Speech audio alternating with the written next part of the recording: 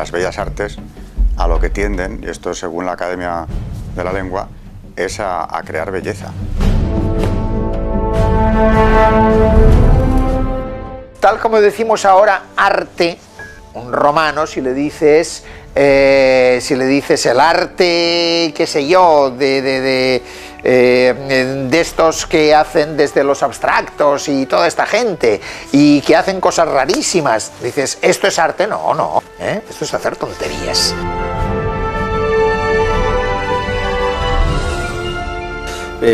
Una de las características del arte, siempre los clásicos han dicho que es la armonía.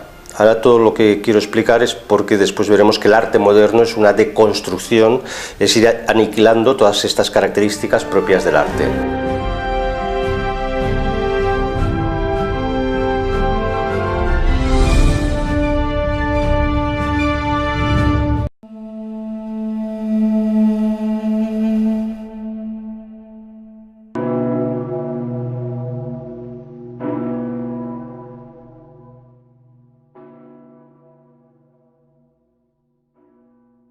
En griego, el arte es techne. Los griegos dicen getechne macré. La técnica, es decir, el desarrollo de las cosas. El arte es largo. Igual que el ars longa vita brevis, cosas para hacer muchísimas. La vida no nos alcanza, pero cosas que hay que hacer. Claro, si nos pasamos de lo que es hacer cosas que son necesarias o que son agradables, y nos pasamos a esa, bueno, expresarte, dar una visión de tal, por ejemplo, qué sé yo, pinto rarísimo, ¿y eso por qué? No, es que yo lo veo así, o yo lo siento así. Dices, bueno, aquí nos hemos salido de camino, porque claro, como esto lo hagas con todas las cosas, bueno, es que me es igual, es mi arte, es mi expresión, es mi visión, es mi manera de entender las cosas, por favor, hombre, un poco más de seriedad. ¿Por qué decimos que el arte es armonía? Porque viendo una obra de arte tenemos que intuir la armonía, que es la relación entre el todo y la parte, toda la realidad. Metafísicamente está compuesta de partes que configuran un todo, y esto lo tiene que reflejar el arte, y esto nos lleva pues a la propia idea de cosmos. Cosmos es el orden bello, es un orden que por sí mismo, todo lo que está ordenado es bello, y todo lo que está desordenado por sí mismo ya es un principio de fealdad, y por eso decimos el cosmos, la creación, es bello porque es ordenado. Dios ha creado no el caos, no el desorden, sino la belleza. Dios es la verdad, la belleza y es el bien. Y en grado absoluto, estos tres conceptos solo existen en Dios. Luego incluso en la belleza, tanto de la naturaleza como de lo creado por el hombre, natural no es arte, es la belleza natural de la naturaleza, como en la belleza creada por el hombre a través de las artes, de las bellas artes, lo que hay es un reflejo de Dios. Desde los orígenes de la humanidad, el hombre ha sabido emplear los medios de su entorno para hacer arte. Alrededor del mundo y allí donde se ha formado cultura, el hombre ha hecho arte. Unas veces tosco o rudimentario, otras elemental y primario, otras con fines meramente naturales, pero siempre ha buscado además de lo puramente funcional, lo sublime, lo bello, lo trascendente. Así encontramos el arte y sus formas, el arte y sus talentos, el arte y el tiempo. Pueblos y naciones han dejado en la tierra su impronta particular, su huella personal que los identifica. Y en ese avance, en esa conquista del conocimiento artístico, en el dominio de las formas y los volúmenes, en la maestría en la composición, en la geometría o en el uso y empleo de la mixtura del color, el hombre, con los siglos, perfeccionará lo rudimentario y cuasi pueril en modelo y patrón de todo arte universal. Arte es lo que se refiere al canon. El canon son las reglas que determinan que cuando algo es bello. Evidentemente, a lo largo de la historia, los cánones de belleza, los cánones artísticos han ido cambiando, pero presupone algo muy interesante, que es que el artista tiene que aceptar que hay una realidad hay unas normas, hay unos cánones por encima de él. Él no puede transgredir el canon, cosa que en el arte moderno, luego veremos que se caracteriza precisamente por una constante transgresión de cualquier tipo de normas, de orden, de leyes, etc. Lo que estamos viendo ahora, unos pantalones, pero rotos, sí, ¿a cuánto el roto? Bueno, a 50 euros el roto, y hay que ir andrajoso. Bueno, pero ¿eso qué es? Eso no es serio, Y entonces, cualquier día nos avergonzaremos de haber llamado esto vestir estética, que es el arte de vestirse, la estética, eso es estético, por favor, ¿a dónde vamos a parar? Entonces, claro, llamar arte a determinadas cosas, dices, bueno. Estamos en una de las calles más populares de Barcelona. Hemos quedado con el artista más importante de todos los tiempos. Vamos a entrevistarle. Acompáñenme. ¿Es usted el artista más importante de todos los tiempos? Sí, lo soy. ¿Y a qué se debe su éxito? No lo sé, el mundo está loco. Hago arte con basura y la gente me lo compra. ¿Puede mostrarnos su última obra? Sí, ¿cómo no? Mire, con estas 2 almohadas voy a hacer mi última obra. Atardece en las montañas. ¡Qué fuerza expresiva!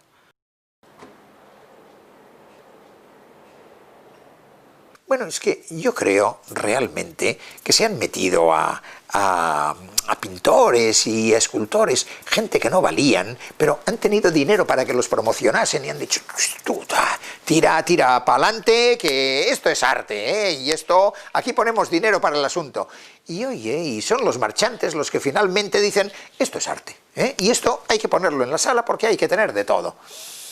El mal es la ausencia del bien. Luego, eso detrás está el mal. Por ejemplo, en algo que sea tan absolutamente carente de belleza, tan contrario a la belleza, solo puede estar el mal.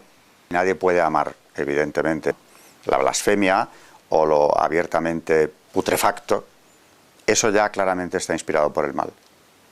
Porque podrá argumentarse que es una provocación que busca el artista. ¿Para qué? Si tú no provocas la búsqueda del bien, la búsqueda de la belleza, ¿qué estás provocando? Hombre, de la propia denuncia a veces lo que brota precisamente es la reacción contraria, claro. Pero quien se manifiesta así no quiere estar al servicio del bien. Seguir un canon exige genio. No es lo mismo una obra producida en una fábrica, que no tiene nada de genialidad, sino que consideramos que algo es arte cuando tiene algo de genialidad. La palabra genialidad siempre nos remite, la palabra gen, este prefijo, nos remite siempre a humanidad. Pues hablamos de gentes, hablamos de genocidio, hablamos... Y entonces el genio, en este caso, tiene que ver con el origen. Ser original, ¿qué es? No es ser transgresor, como se interpreta ahora, sino saber volver a los orígenes, a los principios, aquello que es universal para todos los hombres. Y esto también, el arte, si es verdaderamente arte, tendría, digamos, que entusiasmar, emocionar a cualquier hombre de cualquier cultura. El arte sacro será el que más y mejor ha aportado en el avance de la técnica y el conocimiento artístico a lo largo de la historia, y es quien más efectivamente ha sabido conjugar 2 principios sublimes para la realización integral del hombre: la perfección en la técnica y la trascendencia de lo espiritual como motivo principal.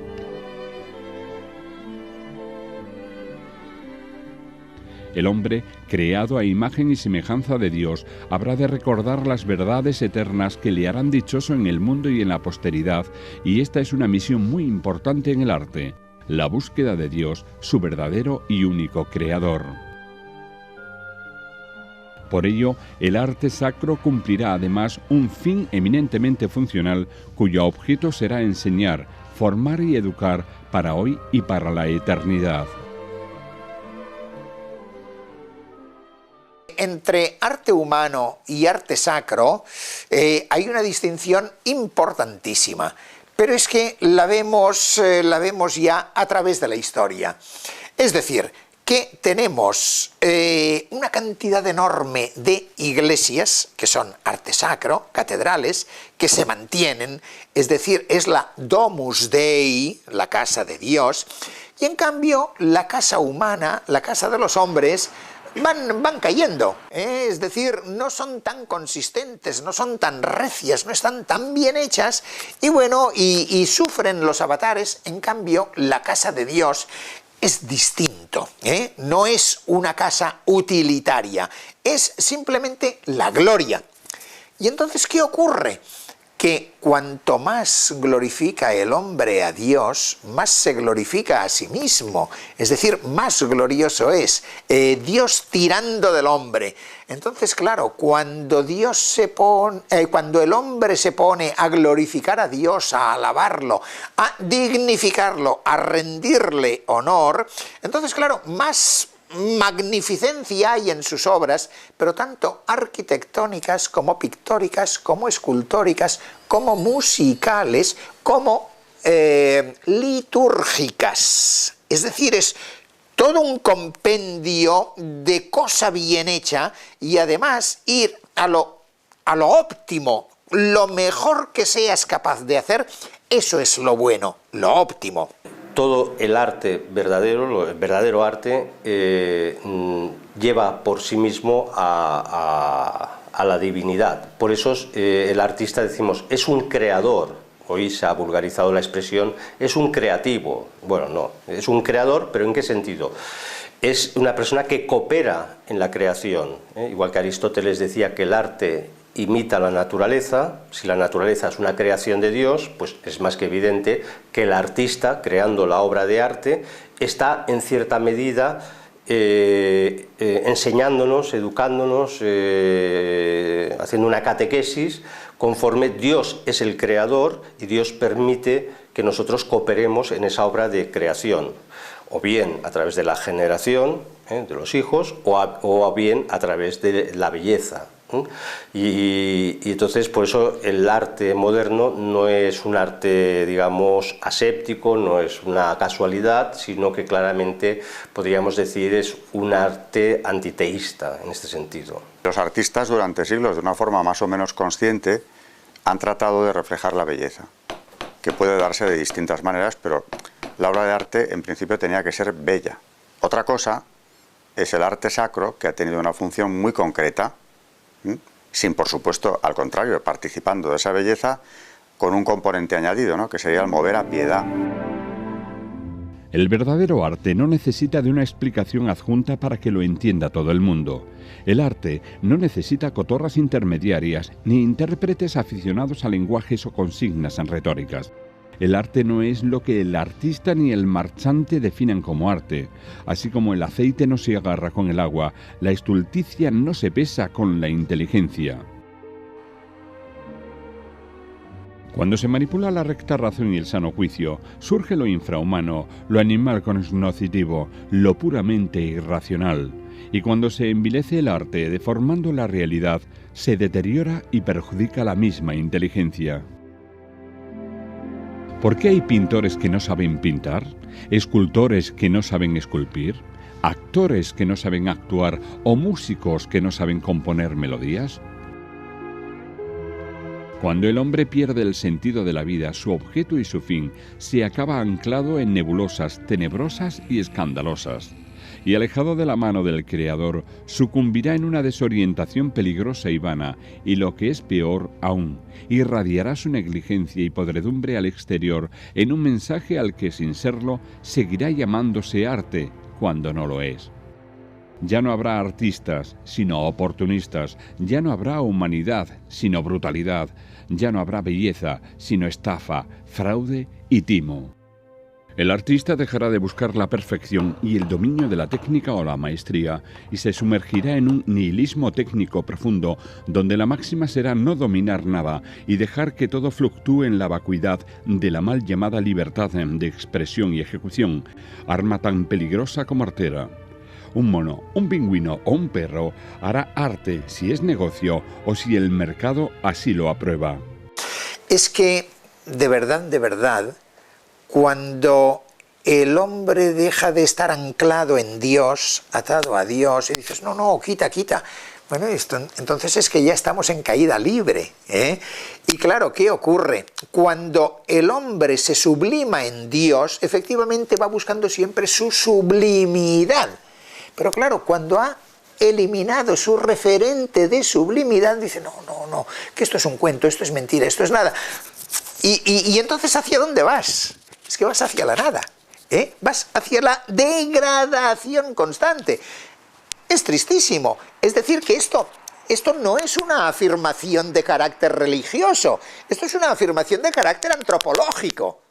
Es decir, que el hombre necesita referentes elevados. Claro, pobres de nosotros cuando el referente del hombre sea el superhombre, ¿eh? Claro, es que es importante, pero es que resulta que como necesitamos referentes que tiren de nosotros hacia arriba, nos los buscamos. Y nuestro mejor referente siempre ha sido Dios, ¿eh? Cuando vas poniendo otros referentes intermedios, uy, uy, uy, uy, uy, uy, uy, uy. Una de las características esenciales del arte moderno es no solamente la fealdad, sino la fealdad asociada a la basura, asociada a lo asqueroso.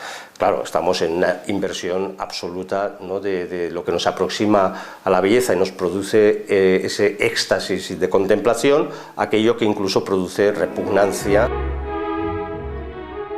Cuando el artista, sin perder su personalidad, vive la verdad de Dios y busca el recto orden, amparado y protegido por una formación y una educación virtuosa, práctica, logrará plasmar en su obra lo genial, lo sublime, la obra maestra. Pero cuando sometido a su propia libertad caprichosa, busca un exceso la originalidad por la originalidad, solo se conducirá hacia un cúmulo de errores y transgredirá lo ya ordenado, despreciando lo bello y sano. El artista que no sabe diferenciar el bien del mal, lo feo de lo bello, lo virtuoso de lo viciado, es un hombre vacío y problemático. Otra característica que también es muy bonita porque nos enlaza el arte con lo divino es la luz y el resplendor. De hecho, en el arte cristiano, sobre todo en las iglesias, construcción de catedrales, etc., lo que se busca poco a poco, a lo largo de los siglos, es conseguir que la luz entre en los edificios sagrados para que queden iluminados. Y las obras, el juego de luces en pintura, en arquitectura, en muchas artes diferentes, muchas disciplinas artísticas diferentes, buscan el resplendor. ¿Qué es el resplendor? Decimos que algo resplandece y por eso lo bello resplandece, pero solamente puede resplandecer cuando es iluminado desde fuera. Y entonces es la analogía de que Dios ilumina, y lo que Dios ilumina, sea la inteligencia, sea una producción del hombre, eso si se hace ordenado, sea la inteligencia hacia Dios, la sabiduría, sea a su fin natural, las cosas, pues eso es bello, ¿no? Eso sí es bello. Entonces la idea de resplandor, la idea de luz, se opone a lo que vemos ahora en el arte moderno, que es un arte oscuro, es un arte donde todo queda apagado. Esto empieza, por una parte, con la Revolución Francesa, es decir, con darle la vuelta a todo. Y entonces, hasta entonces, los pintores, sobre todo pintores y escultores, se habían esforzado en reproducir la realidad y reproducirla lo más bellamente posible. Entonces, claro, ya te vienen los impresionistas, que te dicen, no, no, bueno, pero es que, a ver, la realidad no es exactamente esto, porque yo te puedo presentar algo que no sea la realidad, pero luego tú ya lo corregirás con la mirada, tú ya lo verás de otra manera. Y te empiezan a jugar con manchas y tal, y a deformarte. Claro, luego te vienen los cubistas, a partir de ahí, no, no, hacemos en triángulos, en figuras geométricas, y ya verás cómo el efecto es bueno. Pero es que estamos jugando a otras cosas, Y entonces ya te vienen los abstractos que te dicen, no, no, aquí yo pongo manchas y tú ya verás tú, si te lo miras bien, ya verás qué bien lo ves. Pero ¿y cómo hay que mirarlo? No, no, que yo te enseño cómo lo tienes que mirar. Pues no, a mí Velázquez nadie me tiene que enseñar cómo mirarlo, o Murillo. Ojo que esto es lo que vivimos ahora es fruto de una evolución de una serie de escuelas que sería muy interesante analizar. El primer arte revolucionario, que ha surge justamente con la Revolución Francesa, es lo que llamamos el neoclasicismo. La famosa obra La Valsa de la Medusa, que es como una especie de cántico al neoclasicismo que surge en la Revolución Francesa, parece que es un arte realista, parece que es un arte muy clásico. Pero no nos engañemos, es una sublimación, es un engaño de lo que es la relación con la realidad. Eso es el neoclasicismo, digamos, es como querer perfeccionar artificialmente lo que es por naturaleza y hacerlo perfecto por mi propia voluntad, el artista, el pintor. Y muy rápidamente pues podríamos ver cómo van sucediendo una serie de escuelas que tienen una lógica. Por ejemplo, el impresionismo. El impresionismo es la primera escuela que nos quiere hacer primar la subjetividad del artista sobre la obra de arte. Esto es, el artista ya no intenta ver la obra a representar, esto es la realidad como es, que eso sería la búsqueda de la verdad, sino como él cree que es o como él quiere que sea. Al impresionismo le va a seguir el expresionismo. El expresionismo viene a ser una inversión entre la realidad a representar y el artista, donde es como si la obra de arte cobrara vida propia y fuera despertando toda una serie de sentimientos, unas expresiones en el propio sujeto que ve la obra de arte. Y esto, a la larga, pues es lo que llevará a lo que hemos dicho antes, a un tipo de arte que se configura en las performances modernas, donde el único objetivo de la obra de arte es alterar el estado psíquico, psicológico de la persona. Luego aparecería el cubismo. El cubismo todavía mantiene una cierta racionalidad y lo que quiere decir la escuela cubista, con Picasso y compañía, es que detrás de lo que vemos hay otra realidad, que es otra forma de racionalidad. La realidad no existe y entonces hay que descomponerla, Entonces es cuando aparecen esos hombres que están compuestos por figuras geométricas, porque nos viene a decir, eso es la esencia de lo que vemos. Lo que vemos no es la realidad, sino que hay una esencia. Pero todavía el cubismo parece que es un reflejo de las matemáticas, de las figuras geométricas, y esto no lo puede permitir este proceso revolucionario en el arte, y aparece el surrealismo. El surrealismo nos dice que lo que vemos no es lo que es, y lo que hay detrás ni siquiera es racionalizable, sino que es algo absolutamente, valga la redundancia, surrealista, es algo irracionable, y por lo tanto aparecen pues todas, Dalí, toda una serie de figuras deformes, unas figuras que ya no corresponden a figuras geométricas, desaparecen las líneas rectas de Picasso, y luego del surrealismo pasaríamos al pop art, que pone de moda Andy Warhol, donde ya se nos dice, bueno, todavía el surrealismo aún exige pensar, exige decir, ¿qué hay detrás de esto? ¿Qué se esconde detrás de la realidad? Pero llega Andy Warhol y dice, nada, el arte es lo vulgar, y por lo tanto latas de sopa, pues eso es arte. Él llega a hacer una película, una obra de culto que consiste en que se pone a dormir, le filman 8 horas durmiendo y se exhibe en las salas de cine de Nueva York, pues él durmiendo 8 horas, y la película dura 8 horas, ¿no? Por lo tanto ya desaparece totalmente la idea también de jerarquía, ¿no? Porque para reconocer la obra de arte necesitas una educación. Esto es para que te guste la música clásica, tienes que educar tu oído. En cambio, encontramos que una vez se vulgariza el arte ya está condenado a morir.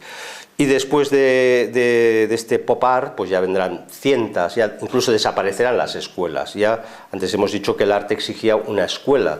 Una escuela, ¿qué significa? Es el reconocimiento de un canon, es el reconocimiento de unos maestros, es el reconocimiento de una jerarquía, y poco a poco, al final, cada artista se convierte en su propio maestro y en su propia escuela, y no va a tener ya ningún seguidor. Por lo tanto, hay ya tantos estilos artísticos como artistas, hasta llegar al minimalismo, que quizás sea la expresión, a mi entender, quizás más casi la más deconstructiva del arte, donde se intenta reflejar que el artista no puede existir, que la obra de arte existe por sí misma y el artista como mucho solamente puede como retocar mínimamente la obra de arte, y es cuando aparecen esas grandes esculturas que luego aparecen en las plazas públicas, son obras de hierro que surgen sin ningún sentido, con formas amorfas, mejor dicho, más que tener formas, donde el artista simplemente hace unos pocos toques de martillo para poder cobrar, y con ello dice, bueno, la obra de arte se ha hecho ella misma, y cuando la obra de arte se ha hecho ella misma, significa que el artista ya no hace falta. Si el artista no es necesario, significa que no hace falta participar en la creación, no somos capaces de coparticipar en la creación, y si no somos capaces significa que no hay creación, y si no hay creación significa que no hay Dios. Y así vemos como a través de aparentemente una corriente ingenua de arte que está dominando totalmente hoy en día la arquitectónica pública en todo el mundo, pues en el fondo detrás de ella hay una filosofía muy profunda. Cuando ya el artista empieza a darle vueltas a todo lo que era el origen del arte, niega toda la academia, todo el aprendizaje de siglos, y sobre todo se pone un objetivo distinto, entramos ya en un terreno desde luego de confusión, en el que ya no se entiende ni qué quiere el artista. Por supuesto se siente liberado de la búsqueda de la belleza, es el cubismo, y entramos en algo que tampoco tiene tradición en Occidente, ni en otras civilizaciones, que es un subjetivismo tan terrible que al final el espectador normal, digamos, ¿no?, el que está fuera de los circuitos más intelectuales o comercial intelectuales de este asunto, no entiende absolutamente nada, no sabe si lo que se le está presentando sugiere algo o lo contrario, o no sugiere nada, o es incluso una burla del artista que se burla de toda una tradición en este sentido, ¿no? Yo creo que la causa de que nos hayamos inclinado a la fealdad, primero, es que la belleza no está al alcance de todo el mundo. No todo el mundo puede ser un Velázquez o un Gaudí, pero sí todo el mundo puede ser una basura. Y entonces, como que nos tenemos que igualar en lo menos, entonces vamos y nos igualamos en la basura. Y es ahí donde realmente estamos. Eso está al alcance, es decir, todos podemos aspirar a ser unos grandes artistas si el arte se hace con 4 latas o se hace con basuras, Todos podemos ser grandes artistas mientras tengamos el padrino que nos patrocine, el marchante que diga esto es arte, ahí llegamos todos. Pero hacer arte de verdad, eso pide mucha disciplina, pide genio, pide inspiración, pide valores, y los valores están de baja.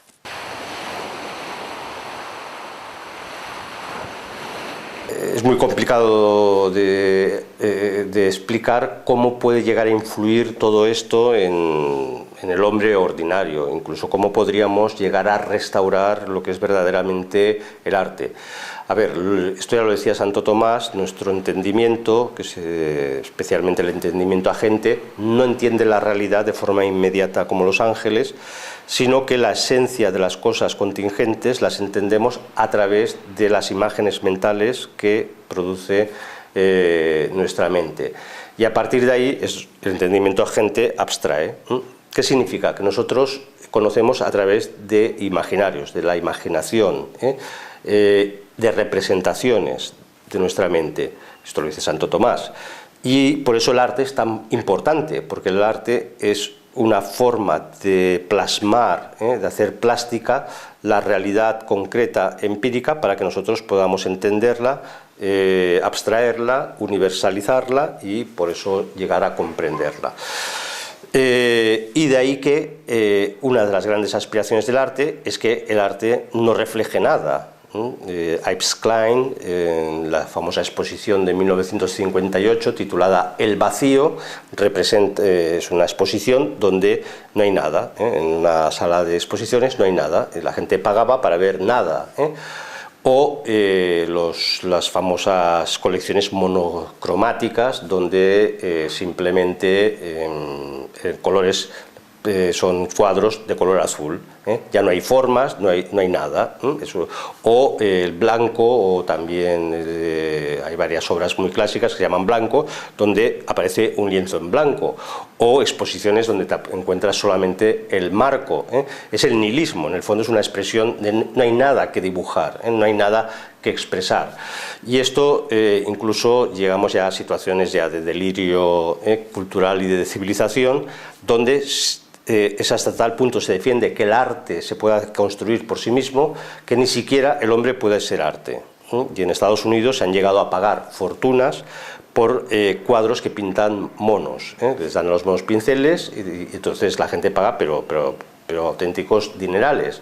O un fotógrafo se hizo muy famoso en Nueva York, poniendo una cámara de fotografía programada dentro de una lavadora, iba dando vueltas, iba haciendo fotografías, y luego se hace la exposición. Entonces, esa obra de arte se ha hecho sola, por lo tanto, eso es el cántico a la autonomía total de la realidad con respecto a su creador. Los griegos vieron toda su filosofía, toda la construcción del pensamiento sobre la belleza. Los griegos te saludan y te dicen Kalimera, hermoso día, ¿no? Bueno. No. La bondad, la creatividad, la excelencia, todo está en la belleza, kalos. Y entonces, Dios para el griego es el prototipo de la belleza. Belleza, belleza por todo y ante todo.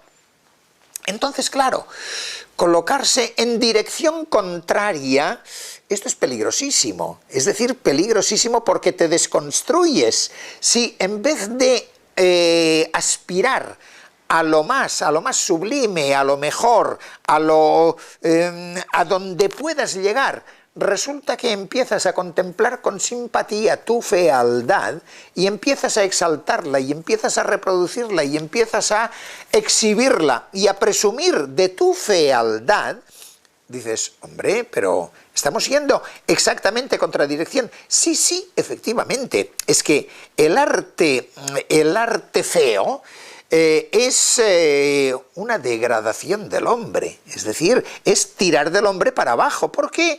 Bueno, pues mira, porque estamos enfermos y nos ha dado por tirar para abajo, pero no solamente en la representación artística, sino en la moral, en la educación, en la sociología, en la política. Es decir, que es todo va en el mismo paquete. No es que el arte sea distinto de todas las demás manifestaciones humanas. No. Es recrearnos en la fealdad, en el mal y en la moribundia. Las instituciones culturales y educativas, los museos, las galerías y las casas de subastas participan de todo este entramado corruptor. Y podemos con acierto evidente preguntarnos, ¿puede un estilo perverso y execrable ser protegido y difundido o expuesto a la vista del público como elemento cultural, formativo y educativo? ¿Pueden objetos que no valen nada técnica y teóricamente, que tienen un valor ficticio, promulgarse y propagarse como arte y a sus autores en reconocerles como artistas? ¿Y quién es artista? ¿Sabe el pintor hoy hacer una veladura, una imprimatura o sabe de composición? Jamás el arte se ha banalizado tanto como hoy. El desasosiego, la angustia, la huida de la realidad, la pesadumbre o la agitación de la vida llena el común de las obras contemporáneas del mercado actual, en contraposición contra lo trascendente. Esto hace que el hombre destinado a hacer arte disloque el punto de foco y derive al sinsentido solo por complacer un inmenso mercado de negocio, subasta y rapiña, configurándose así como menos artista del sistema. No hay esfuerzo, no hay sacrificio, no hay ciencia. Todo vale. A medida que observamos la evolución de las obras pictóricas, escultóricas, musicales o teatrales, observamos que el genio ha sido relegado al ostracismo y la mediocridad sobrevalorada. La democracia inorgánica se ha instalado también en el arte. Luego todo es arte, porque todos, aun sin saber nada, creen que saben y al no saber nada, lo confunden todo. El hombre que obra así ha perdido el juicio o simplemente le han configurado como robot o instrumento maleable para arrancarle la guía recta y ordenada que los conduce a su verdadero y buen fin, Dios. El caos es el mal, y el mal es Satanás. Y si esto se hace de una forma consciente, por atacar la belleza, por atacar los grandes atributos de Dios, entonces viene del mal. No puede ser de otra forma, y eso se ve a veces en exposiciones, en algún museo ya ha entrado también, y desde luego en el mercado del arte, por llamarle así, también se ve. Están creando unos valores basura, pero basura profunda. Y esto, lo del arte, es el entrenamiento para ver si la gente va con pantalones rotos cuando es un absurdo. Sí, conseguimos que vayan con pantalones rotos, conseguiremos lo que sea, y les podemos vender las ideas que queramos. Pero mira, los hemos llevado por aquí, a ir como por dioseros, y además a pagar dinero para ir rotos. Estupendo, magnífico. Somos guays, podemos hacer lo que queramos, y lo hemos demostrado en el campo del arte. Así de simple. ¿Son genios o meros artistas del sistema que fabrican obras para el mercado del arte y su manufacturación? ¿Son artistas o simplemente timadores sociales al servicio de un poder inocuo que quiere la animalización y perversión del hombre? Podemos comprobar en estos últimos siglos cómo se han producido todo, un proceso de demolición de culturas, fundamentalmente occidentales, que buscan instaurar con planes a corto, medio y largo plazo todo un corpus mundial único de deformación cultural propia, tratando de desbancar a través de la fealdad y del sinsentido lo propiamente bello y agradable. Sumergidos en un pozo infecto y nauseabundo que navega sobre la superficie de intereses económicos, políticos y sociales, comprobamos cómo los guías de masas manejan los hilos del maniquí, insuflando en las mentes una cosmovisión disolvente y agria, fruto de una inyección morbosa y letal, propiciada por medio de revoluciones pasadas y actuales. Es que cuando el hombre va cayendo, y llega un momento en que ha caído que dices, oye, esto ya no puede ser, esto ya es basura, nos hemos convertido en basura, vamos a hacer algo. Claro, y se buscan referentes humanos peligrosísimos. Y entonces, un referente grandioso, pero en antropología, no en religión, un referente grandioso es Dios. Y dentro de este referente grandioso, el referente, pero alucinante que decía San Pablo, dice locura para los paganos. Sí, el referente grandioso, Cristo y además crucificado, dice santo cielo. Pero ¿qué hemos liado aquí? Ah, bueno, pues resulta que ha funcionado muy bien, ha tirado del hombre en positivo, muy fuerte en positivo. Claro, y es ahí donde estamos.